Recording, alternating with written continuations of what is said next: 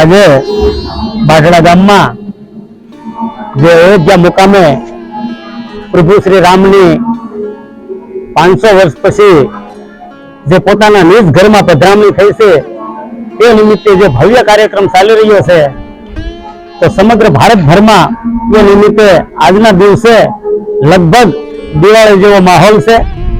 ખૂબ જ ઉત્સાહથી લોકો ભાગ લઈ રહ્યા છે।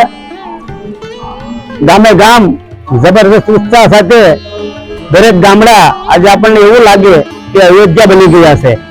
એટલે આ રામલલાના પ્રતિષ્ઠાના કાર્યક્રમમાં ખૂબ જ મોટી સંખ્યામાં લોકો ભાગ લઈ રહ્યા છે।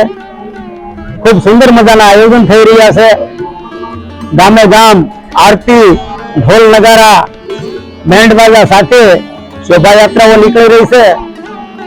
તો આ તબક્કે આ સંતોની ભૂમિ એ બાઢડા ગામ પણ આ બધા જ કાર્યક્રમોમાં ખૂબ જ મોટી સંખ્યામાં ભાગ લે છે। ખૂબ જ સુંદર મજાના કાર્યક્રમો અહીં થવાના છે। હાલ આપણે બધા આ બાઢડા ગામના ઠાકોર એવા રામજી મંદિર આગળ ઉભા છીએ। થોડી જ વારમાં 12:30 કલાકે અહીં આરતી થશે। આ આરતીનો લાભ લીધા પછી બપોરના 2:30 કલાકે આપણા સૌના હૃદય સમ્રાટ એવા પ્રભુ શ્રી રામની શોભાયાત્રા નીકળવાની છે, જે તુલસી બાપુના આશ્રમથી નીકળી સમગ્ર બાઢડા ગામના તમામ ધાર્મિક સ્થળોએ દર્શન કરતા કરતા આગળ જશે। સાંજના 6:30 કલાકે ફરી એકવાર અહીં રામજી મંદિરે આરતીનો કાર્યક્રમ થશે।